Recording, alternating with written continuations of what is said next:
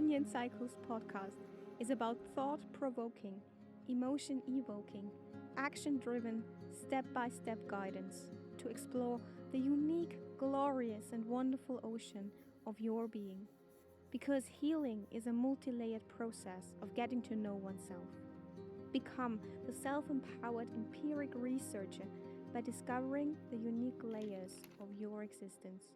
With your host, Nadine Alma, welcome to the Holistic Healing Hub. Welcome to the Onion Cycles podcast. She has been there before, many times. Oh, holy procrastination. Why does it always come in the form of overwhelm when it is least suitable, when nothing works, when all of this downward spiral comes back over and over again, and the imposter syndrome kicks in, and the self-doubt grows heavy, and the only way to relieve the pressure and the tension is to overindulge, to make it all go away and have a break from the destructive self-talk that keeps her down and keeps her in a place and makes her feel like she's worth nothing and she'll never amount to anything, and all that she got told when she was younger is the truth. She will never have anything worth living for, and how could anyone ever love her? Well, she remembered there was a time when she actually tackled that topic. What was it again? Yes, only one step at a time. Yes, deep breathing. Okay, smaller bits, getting just to start, just sitting down, just 5 minutes, just writing one sentence, and then the rest will flow. And oh yeah, wait, there was a time when she was somewhere completely else. How far she's come, how many people love her and support her, and they root for her, they embrace her from afar and from near, and remember all the feedback from all the clients she had and how happy they were with her work and how thankful. There's so much gratitude there. Yes, she's been eating for 2 hours, and but then again, it's only 2 hours. It's not been a whole night. And yes, she had a snooze after eating, and yes, it's a coping mechanism, but then again, now she was able to see clearly. And yes, she has been stuck on her phone for 2 hours, but not for the whole night.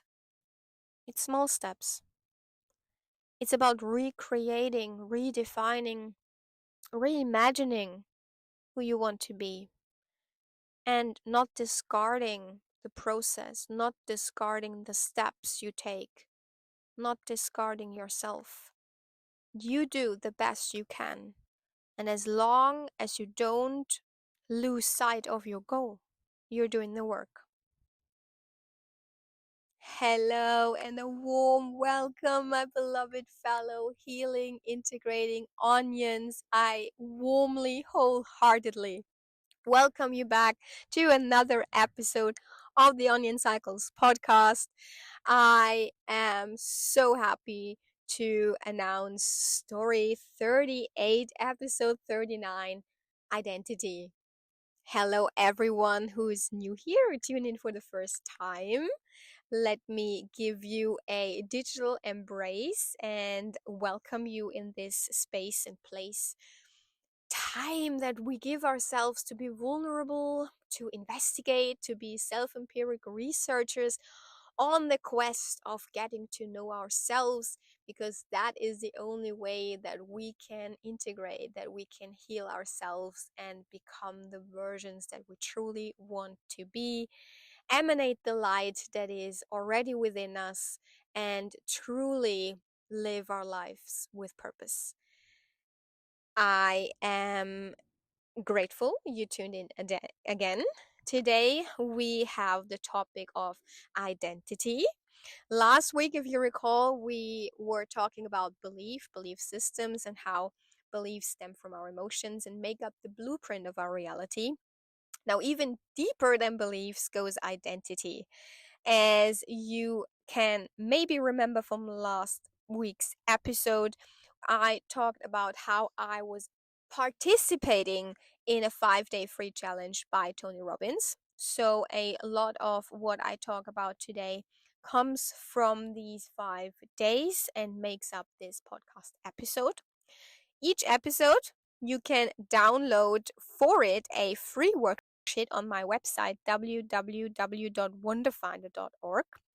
And on this, you will find the notes of what we have discovered, discussed, talked about, as well as exercises, because the motto of this podcast is, as I think, so I feel, so I act. The only real change comes from action. The only results you will ever see in your life come from you putting in the work, pulling up the sleeves, and doing the deeds needed to get to where you want to be. Today, we have a lovely introductory quote from Tony Robbins.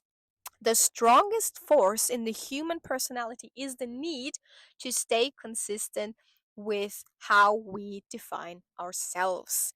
That is very true. And that also plays into what we already discussed, which is patterns and how our brain will always choose what is already there, even if it causes us pain, even if it is abuse. That is what we know. That's our emotional home. So therefore, we stay with that because the unknown is so much more dangerous, isn't it? Now, we start today by 3 questions, statements, and things we want to keep in mind. The first one is, what does my identity need to be in order to get the life I want and be the person I want? The second is, the identity affects every relationship I have. All relationships and groups are controlled by the identity I create for them. So, therefore, I feed the fragments, the personalities, the roles I play in each one of them. And the question is, do I want them to be there? Do I need them to be there? Do they come from me? Or have they been invented because of fear, of danger, of abuse, of laughter, of joy, of anything else? Remember that change is a gift to others too. You are basically a lighthouse of what is possible for everyone else. Some decide that it doesn't resonate with them, that it's not in alignment with them, and that's totally fine. We can't know what is good for anyone else but ourselves. Sometimes the people around us make space for those that actually then acknowledge the courage that goes into the work on ourselves. And the third one is, no one but you is allowed to dictate your worth. Don't accept the label given for yourself or others from yourself or others, meaning what others say you are or what yourself say you are. It's not true. You define who you are, what you want to be. The same goes the other way around. If you want to revisit episode 4, Sonder, that was a lovely discussion about that very same topic, how we can never know the full extent and purpose of the life another person is living and the choices and decisions another person is taking. Those are the 3 outlines of today's episode. On the one hand, now we have a topic that we also tapped on lightly in the episode belief, which is hard truths. We talked about how we hang on to our pain as long as we value something else more, meaning that our focus goes to create suffering. That is a very human being attitude, so don't feel the need to antagonize yourself for that. I certainly did, so trust my. The first thing that I want to talk about today is something we brushed on briefly in episode 13, the last one, called beliefs, and that is hard truths. Hard truths is that we hang on to our pain as long as we value something else more. trust me, did that a lot, especially with the story that I told in the beginning with procrastination, because I had to come to terms with the fact that in procrastinating, I was valuing something else more. Yes, it created pain, and yes, it was days filled with self doubt, negative self talk, and it was far from being pleasant. But in the end, what it did, it was preserving me from the actual possibility of failure. In not doing something, not starting something, I wasn't putting myself out there. I wasn't doing anything that could make others not like me anymore, or that could come out in a way that is a less successful one that I would have imagined from it, right? So I was gaining something out of being in pain. And Tony Robbins calls that favorite flavors of suffering. So we all have our favorite flavors, and one flavor is called loss, one is called less, and one is called never. Loss and less, to me personally, seem to be quite similar, only slightly different. They are both meant to emphasize how unmet expectations can actually make our lives better in the long run. So, for example, the never, being a self fulfilling prophecy in essence, is replaced by love and giving, being of service and gratitude. So while loss could mean, oh, I have lost faith in a project, in a friend, in a situation, in an outcome, if you see it from a different perspective, as is always the case, out of that situation could actually come the best situation of your life. It may even bring from your viewpoint of scarcity the viewpoint of absolute abundance, because once you look at it from a different perspective, you may be able to see different points that weren't there before. Now, learn and grow. Yes, it could be that you were expecting more from a friend, that they, I don't know, lied to you, and you know beyond a shadow of a doubt that they weren't honest with you.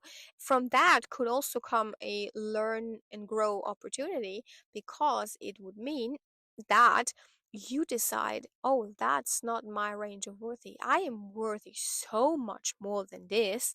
I am extracting my emotional connection to this episode, to this storyline, and become more worthy in the way I see myself. I don't need this in my life. I'll just let it rest. It isn't even worth my time or energy. And obviously, never. If you feel like you're never going to add up to something, if you feel like you're never gonna be able to do something, then you feed yourself the illusion and the doubt, and therefore it will come to pass exactly like you feel it will come to pass. In the first exercise on this worksheet that you can download on www.wonderfinder.org, we have a exercise that tackles this exact topic. What are your favorite flavors of suffering? You are called to face your sufferings. And the way you do this is pretty much related in the story from the beginning of the episode. I was talking about how I tackled the topics of procrastination, imposter syndrome, and overindulging, and how I reframed them and tried to experience what I was experiencing then and still am to this day, and how I am able to rephrase them into something that ends the suffering and that puts more love and learn lessons and growing and gratitude and appreciation into these negative flavors of suffering. I basically took these emotions that come up, the emotions being overwhelm, self doubt, and destructive self talk resulting from that, journal about what triggers them, and what I feel and what I do when they are triggered, and then how I try to flee from these emotions through my coping mechanisms, and how I can actually make these coping mechanisms in small tiny steps different? Like, what could I do instead? What would be simple ways that I can break my own pattern to get out of them? Since then, I learned the emotional body trauma healing process by Teal Swan as well. So I recommend, if you feel called to do so, in addition to the exercise so far, to go back to episode 19 and visit the emotional body healing video that was done by Teal Swan, because the blueprint alteration means that at some point in the past, these feelings or this feeling came up and we weren't able to deal with it back then, either because we were too young or we just thought we were safer by suppressing it. And therefore, we pushed it down. And yeah, then it was there festering over time, and now it comes up in situations where it doesn't even need to be. So going into that emotion and taking the time and the responsibility and our accountability to actually feel them, observe them, give them time and space to envelop us, and then ask the question, how do I feel? Name this emotion very specifically. Then, when did I last experience this same feeling, and when did I first experience the same feeling in my life? And we also remember back from that episode to be very gentle and kind to ourselves. We will treat ourselves like we always try to do. Our favorite person in the world, the person we love the most, we are very kind, we're very gentle, and we reassure ourselves. And whatever comes up during this conversation with ourselves, we reassure that part that we are now here to be the adult that we needed back then. We are here and we will listen, and we will do whatever is required to integrate and heal what has been broken back then. Therefore, we also tell whatever comes up that now there is a new reality, and we are the strong and we are the responsible adult taking care of the situation. There is no need to fear, there is no need to cry, there is no need to cope. We will blueprint alternate what we have felt and fragmented before. We also need to remember that some of these emotions that come up stemmed from very early childhood age, and that cognitive understanding doesn't really develop before we are 7. So therefore, we can experience more feelings, we can experience textures, we can experience temperatures, we can experience everything except for words, maybe. So don't abandon the task just because it scares you. And if you feel called to do so, have a friend at your side, have your therapist at your side. Nothing of what I say here, of what anyone says, should be done without taking proper care of yourself and your safety.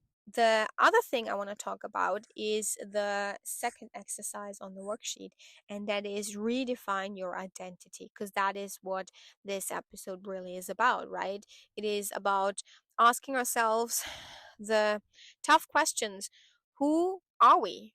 Like, what have we engraved onto our soul, onto our personality? How did we create our personality? Who created our personality for us? Maybe even what roles do we play? What fragments have been created and why? So these are tough questions. And to help us redefine the identity, we use the basics of psychology. When there is a pattern coming up in your life that screams of old pattern and is not serving whoever you want to become and whatever life you want to lead, then this exercise is to be done straight away, right in that situation. As hard as it is, this is the way to go. You're going to ask yourself 3 questions, and you're going to write down the answers to all of these 3 questions. And the more you do this exercise, the better you get to know yourself, which is what we are about on this podcast, and which is basically the only healing ingredient, and the only thing you'll ever need to do is to get to know yourself. So then the more you get to know yourself, the more you can redefine your identity, right? The first question you're going to ask when an old pattern comes up and you're at a loss of what to do is, What stops me from moving forward? Most of the times, the only real emotion that will come up is fear. And fear can then be divided into either I'm not enough, I'm not enough skinny, I'm not enough successful, I'm not enough whatever, I don't have enough money, or I won't be loved. So if you, like me, people pleaser, and you answer someone with, can you help me? And you say no, then you have the fear that you won't be loved, accepted, you will be ostracized, and therefore you will die. Because earlier in humanity's history, we would have died if we were to be rejected from the tribe, right? So one of these two will certainly apply to your situation. Second question: what controls and determines the quality of my life? We touched in episode 38 beliefs on one of those three. We are talking about what is the state of mind that I'm in right now, and what are the three ways that I can alter my state right now. One is physiology, like power postures. If you know what that is, if you stand up like a hero's pose, chest out, shoulders back, and a firm stand, hip width apart with the feet, and really stand strong, and your spine is straight, and you really have your hands on your hips, and you feel like you're in the superhero pose, that will alter your state alone, because that is physiology. Physiology means you need to use your body to interrupt the pattern, right? You need to get up and dance, make silly dance moves, whatever, make break dance moves, make yourself a clown, but move your body, because if you move your body, the energy will move within your body, and that will create different emotions. I scientifically proven experiment that you can do right now after listening to this episode. Look in the mirror for 90 seconds and smile. Force yourself to smile. If it's the worst day of your life, force yourself to smile, and you will see that after 60 seconds alone, your mind can't really differentiate between what is real and what isn't. You tell that mind that we are smiling right now. So after 60 seconds, your state of mind will have shifted to one that is less tense and more joyful. The other one is, touched on that too in the episode 38 beliefs, is focus. Where your focus goes, your energy flows. Your focus represents your beliefs, represents your feelings, represents your life. So therefore, if you shift your focus from whatever it is that ails you and holds you back, and shift it towards what you can actually do, then you will have changed your state even more. And the last one, which we will dive deeper in a future episode, is linguistic programming, language, etymology, words, self-talk, and the biochemistry that creates the meaning in your life. Now, physics has proven that everything is vibration. Therefore, whatever you say to yourself is vibration too. And the vibration that is within you creates a biochemistry within your body as well. In your body, in your mind, in your cells. Therefore, the biochemistry that you use in the words that you use create the meaning in your life. Just an example, if I say, I think you're lying, it's very much different than if you say, I think you're mistaken, or I think you're wrong, right? So there's difference to how we use words, and therefore there's difference in what it does to our state of mind. And then lastly, the third question you're going to ask yourself is, why do I do what I do? Is it in a positive or a negative way? Because there are primal needs and spiritual needs. These are the 6 needs, the human needs. Everything we do is to satisfy these needs.